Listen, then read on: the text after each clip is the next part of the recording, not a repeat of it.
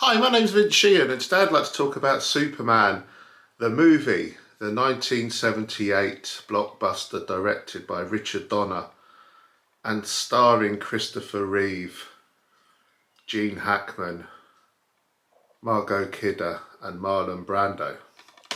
I'd like to go through this film explaining how the plot's put together as well as the themes that crop up in this film. Now, this is like the first superhero blockbuster in the modern sense, and you know, it seems at the moment that every other film is a superhero film, doesn't it? In the last 10, 15 years, even 20 years. But this is the original, and I think it's the best as well. I think this is an amazing film.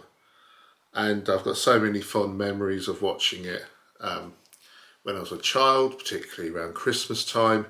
This was always on at Christmas, or Star Wars, or James Bond with Roger Moore. And I've got a real soft spot for this film. And watching it again recently, I think it's brilliant. I really do. Of course, it's based on the famous DC comic character, Superman.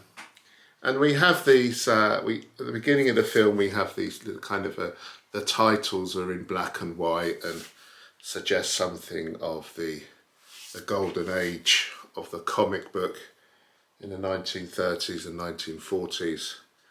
And then we have an introduction to the film. And this is all about the planet Krypton. And we have these three scary looking characters headed by General Zod, who are expelled from the planet Krypton. They've been found guilty and are expelled. There's an arresting beginning to this film, and we see them a lot more in Superman 2.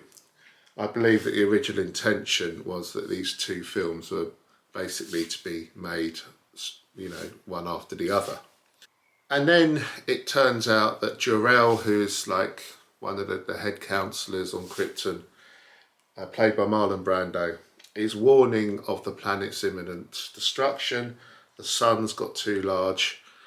The other counsellors don't believe him, but him and his wife send their child, Kal-El, in this little pod like a star and send him off Krypton just as the planet is blown to smithereens. And this little baby goes on a journey and grows somewhat on its way, and sure enough it lands on Earth. He was always planned to go to Earth.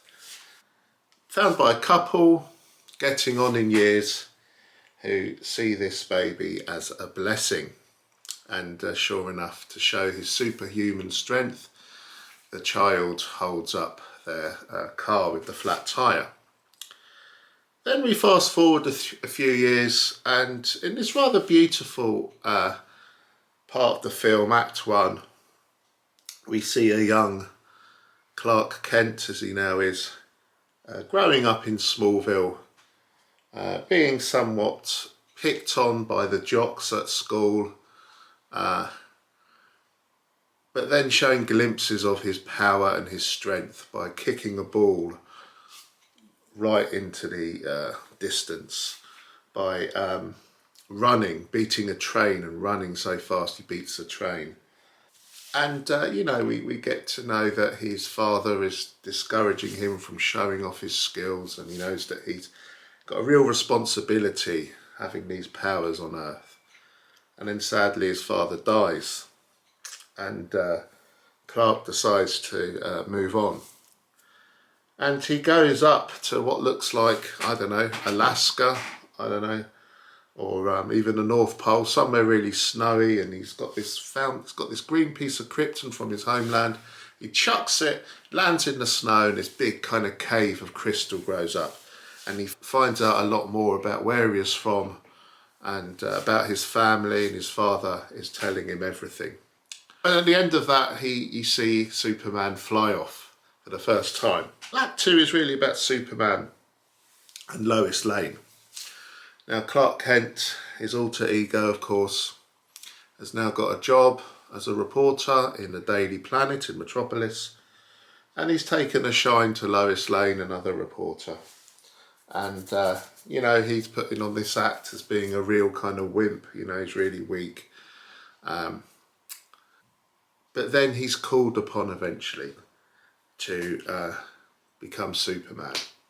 And Lois Lane is trapped in this great set piece in the film. There's this accident on top of a skyscraper with this helicopter. Lois Lane is stuck, she's going to die, and Superman saves her. And then he's also been fighting crime as well around the town. So there's this dual character here, Clark Kent and Superman. Never the twain do meet, and no one really knows who Superman is. So then Superman meets Lois, and there's this romantic sequence where he takes her up and flies holding her. And, you know, it really cements that relationship between Lois Lane and Superman. Now, in the meantime, while all this is going on, Lex Luthor is hatching a plan to basically destroy the west coast of America so that he can create his new empire on what would be the new west coast, which at the moment is this worthless land which he's bought up. So that's his plan for world domination, and he's with Otis and this other lady, I forgot her name. He lives underground. So he's hatching his plan, and sure enough, he gets wind near the end of this about Superman and his powers, and he finds that he can get this kryptonite from a meteor, this stuff which can disable Superman and eventually kill him. Then Act 3 is really about Superman foiling Lex Luthor, and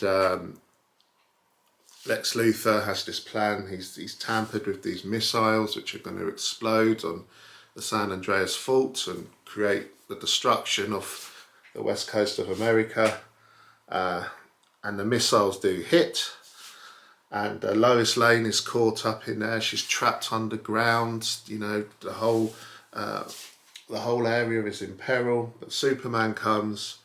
He saves most people, but he can't save Lois. And in this moment of rage, he goes up in the air into space, spins around the earth and reverses time.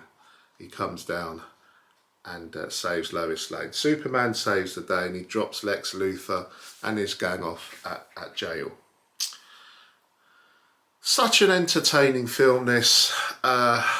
So brilliant. Christopher Reeve is just born to play Superman.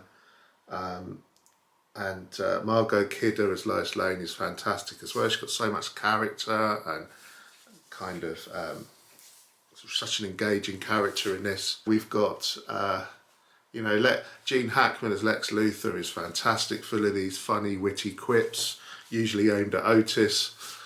And it is just such an amazing film, you know, and it's timeless. And the effects are brilliant as well. And, you know, you compare this to the modern Superman films, and I'm sorry, they just pale into sheer forgettable mediocrity compared to this. This is how to do a superhero film. Not like the bland film by numbers crap you get these days. This is a proper superhero blockbuster. And you know, some of the themes, of course, good versus evil, a sense of greatness being displayed through restraint in a way, particularly with Clark Kent, you know, not being able to visibly use his powers. Sense of fighting crime, of course. There's a father and son relationship in here as well between Jor-El and his son, Superman, which is quite powerful, and it's very much a sense, of course, like many films, of the hero going out into the unknown, like the little boy does from Krypton, going into a completely different, out of his comfort zone, yet bringing order into that space. You might say there's an environmental edge as well, with the fragility of the ecosystem, you know, particularly at the end of the film, where the whole of the west coast of America seems to collapse in on itself because of human folly, because of missiles, etc. Of course, the evil genius trope is there as well, and much more besides. Yeah, it's a Superman, a truly fantastic film. If you haven't seen it, watch it, and if you haven't seen it for a long time, watch it again, and prepare to fall in love with this film again. Thanks for watching, bye.